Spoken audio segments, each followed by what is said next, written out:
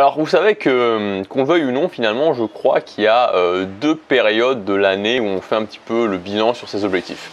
La première période de l'année, c'est naturellement la fin de l'année, c'est-à-dire en décembre, entre décembre et janvier, à l'occasion des fêtes de fin d'année.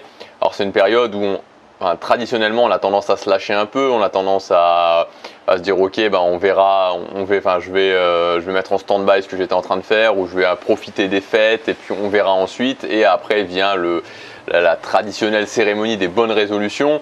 Maintenant la société, les marques ont bien compris l'intérêt économique de ces bonnes résolutions. Alors le but c'est pas qu'on les tienne, le but c'est que en début d'année on prenne des bonnes résolutions, si possible qu'on achète quelque chose cher qui va nous aider à tenir ces bonnes résolutions.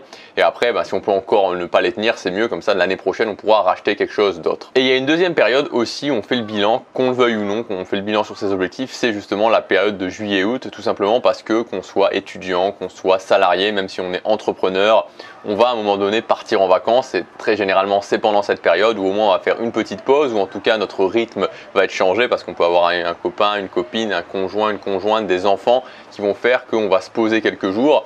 Et c'est souvent quand on se pose qu'on commence à réfléchir un petit peu où on en est. C'est bien, c'est même mieux d'avoir des objectifs et de se poser la question où est-ce qu'on en est par rapport à ces objectifs. C'est une période qui est vraiment bien pour faire ça, et je dois vous avouer que de plus en plus j'ai tendance à réfléchir non plus en année civile mais en année scolaire, c'est-à-dire de réfléchir de septembre à la fin juillet de l'année d'après, en me disant qu'au mois d'août ça sera une petite pause où ça va être le temps du bilan. Je trouve ça assez agréable parce que il y a un peu plus de temps, et je sais pas, je trouve l'été un peu plus propice à faire le bilan. On a plus envie de faire une pause pendant l'été que forcément pendant la période de Noël. Alors justement, où est-ce que vous en êtes? Je suppose qu'en début d'année vous vous êtes fixé des objectifs, vous êtes fixé des échéances, des buts à atteindre dans l'année, pour à la fin de l'année.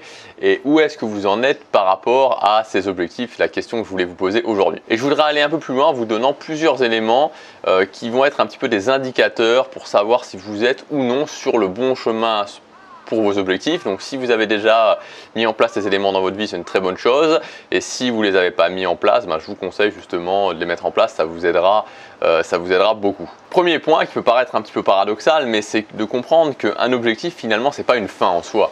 Un objectif, c'est simplement une direction. Pour moi, l'objectif, c'est ce qui fait le lien entre une vision inspirante, cette vision qui est très importante, mais qu'on peut pas on peut pas se dire ok, mon but c'est d'atteindre directement cette vision, parce que c'est souvent trop flou, c'est souvent trop vague, et c'est normal parce que c'est une inspiration, une vision, donc on peut pas vraiment la rationaliser complètement.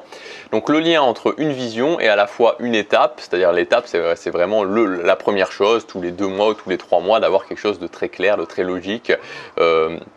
Une étape que vous devez atteindre. Et l'objectif, c'est un peu le lien entre ces deux choses-là. Ça reste qu'une direction, ce n'est pas une fin en soi, et c'est important de le comprendre justement, de ne pas penser que quand on va avoir atteint l'objectif, ça y est, c'est fini, on a réussi, tout est terminé. Non, c'est simplement une direction, c'est simplement un lien entre une étape et une vision inspirante. Deuxième chose impérative, c'est évidemment que tous les jours, au quotidien, si possible au quotidien, sinon au moins plusieurs fois par semaine, vous fassiez une action qui est en rapport direct avec l'atteinte de votre première étape, et donc forcément de votre objectif.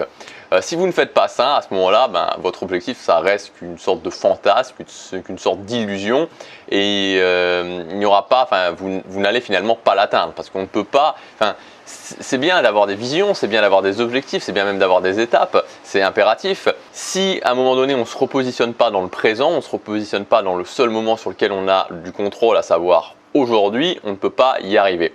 Donc si vous ne prenez pas action par rapport à vos objectifs, si vous dites j'aimerais bien ça, j'aimerais bien ça, j'aimerais bien ça, ou de temps en temps vous y pensez, vous dites je voudrais atteindre ça, mais qu'au final il n'y a pas d'actions qui sont prises au quotidien, vous ne pourrez pas atteindre votre objectif. Alors troisième chose, vous savez, c'est qu'on est des êtres humains, c'est-à-dire qu'on n'est pas des cyborgs, on n'est pas des robots, et c'est pas possible de se dire ok, je voudrais avoir atteint ça dans 1 an, et de ne plus réfléchir pendant 1 an, de prendre des actions au quotidien, d'avoir mis en place des habitudes sans jamais réfléchir, sans jamais se poser de questions. C'est tout à fait normal à un moment donné de se dire est-ce que je suis sur le bon chemin. C'est pour ça que ça m'amène au troisième point, donc, qui est d'installer des instruments de mesure. Vous devez absolument avoir des instruments de mesure qui vous permettent de vous repérer et de vous dire ok, où est-ce que plus ou moins j'en suis par rapport à mon but, par rapport à mon étape, par rapport à mon objectif. Si vous n'avez pas ça, ça va être compliqué, ça va vous démotiver, parce que vous êtes dans le vague, vous êtes dans le flou, et vous allez vous dire ok, mais est-ce que je suis au moins sur le chemin d'y arriver? Est-ce que je progresse? Donc les instruments de mesure, ça va vraiment vous permettre de valider que petit à petit, vous êtes en train d'avancer. Donc si vous voulez, par exemple, vous muscler, c'est facile, hein, tout ce qui concerne le sport, il suffit de se peser, il suffit de prendre des photos. Si vous voulez monter une entreprise sur YouTube, vivre de votre chaîne YouTube, il suffit de voir le nombre de vues qui augmente, il suffit de sortir des formations et de voir si vous réussissez à vendre ces formations.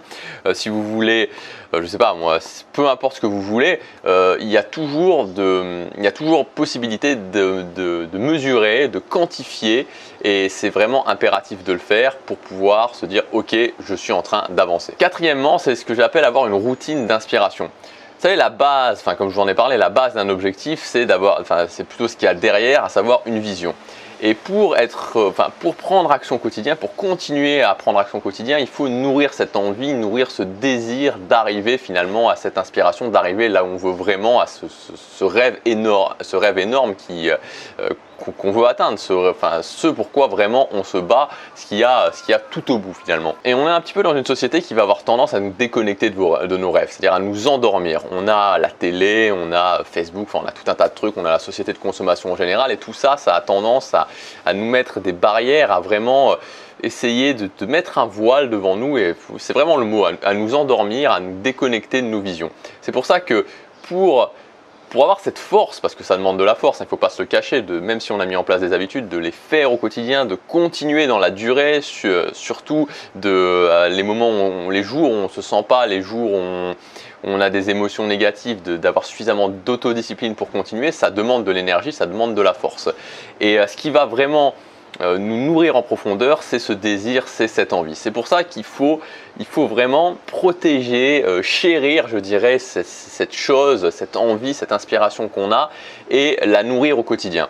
Et c'est pour ça que c'est bien de mettre en place ce que j'appelle des routines d'inspiration. Donc ça peut être faire un vision board, ça peut être regarder des vidéos, des films, des musiques qui vous rappellent vraiment pourquoi vous faites ça, des choses qui sont connectées à qui matérialisent dans la réalité votre envie, où vous puissiez vous raccrocher au quotidien, vous simplement penser, visualiser, bref, il y a tout un tas de choses que vous pouvez faire au quotidien qui vont nourrir cette envie, qui vont raviver un petit peu la flamme. Vous voyez, c'est vraiment comme un feu qui doit brûler fort, et tous les jours, l'idée, c'est par exemple, de se poser devant un vision board. Moi, c'est ce que je fais au quotidien, et de regarder le vision board, de se sentir inspiré par ça, de se dire voilà pourquoi je fais ça, c'est ça qui me motive, de se rappeler éventuellement les moments qu'on a vécu. C'est-à-dire que moi, je me rappellerai ces moments que j'ai vécu en Asie et me les revisualiser et me dire mais j'ai fait ça, c'est énorme, et tout ça, ça ravive le feu. Et c'est pour ça qu'au quotidien il faut vraiment jeter des morceaux de bois quelque part qui vont continuer à nourrir ce feu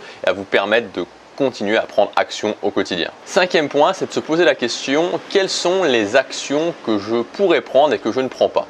On a tous, vous savez, dans les objectifs qu'on veut atteindre, on a tous des actions qu'on pourrait prendre qui nous rendraient plus productifs, plus efficaces, c'est un petit peu le principe 20-80, et pourtant qu'on ne prend pas parce que c'est peut-être trop inconfortable, ça nous fait peut-être peur.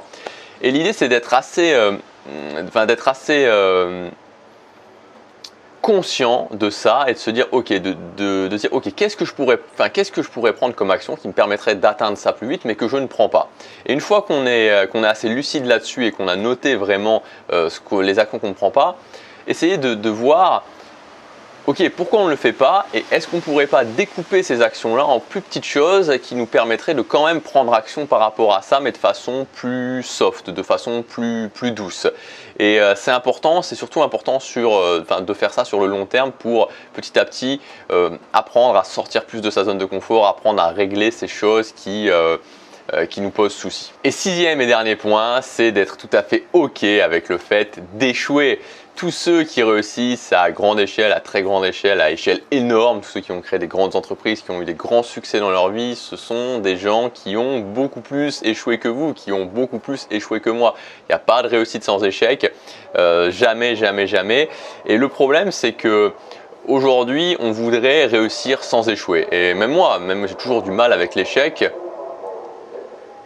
Bon, il y a eu une petite annonce Dehors, de temps en temps, il y a des gens qui passent et qui font des annonces, je sais pas ce qu'ils disent, mais bon. Donc, je disais, même moi, je suis pas encore 100% OK avec l'échec. Si on était 100% OK avec l'échec, enfin, si tout le monde était 100% OK avec le fait d'échouer, tout le monde réussirait de façon énorme parce que on prendrait action, on échouerait, mais au final, on finirait par y arriver parce que plus on échoue, plus on apprend de ses erreurs et plus on apprend de ses erreurs, plus on arrive vite à ses objectifs. Petit à petit, se dire c'est OK d'échouer et de comprendre que la seule façon de ne pas réussir, c'est de ne pas échouer. Donc, se mettre ça en tête. Alors ça ne va pas arriver du jour au lendemain parce que c'est pas forcément facile de gérer l'échec, mais de commencer, enfin déjà de le comprendre et ensuite petit à petit de l'internaliser. N'oubliez pas aussi évidemment de vous récompenser parce que vous faites partie de la petite minorité de gens qui sont déjà conscients du fait qu'il faut avoir des objectifs, qu'il faut se donner les moyens d'atteindre ces objectifs et rien que pour ça, vous faites la différence. Alors vous pouvez vraiment vous récompenser et vraiment être fier de vous.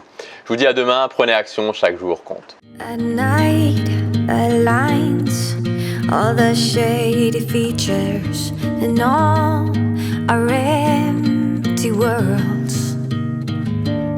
Behind the scene, they're picking up the pieces of all broken hearts.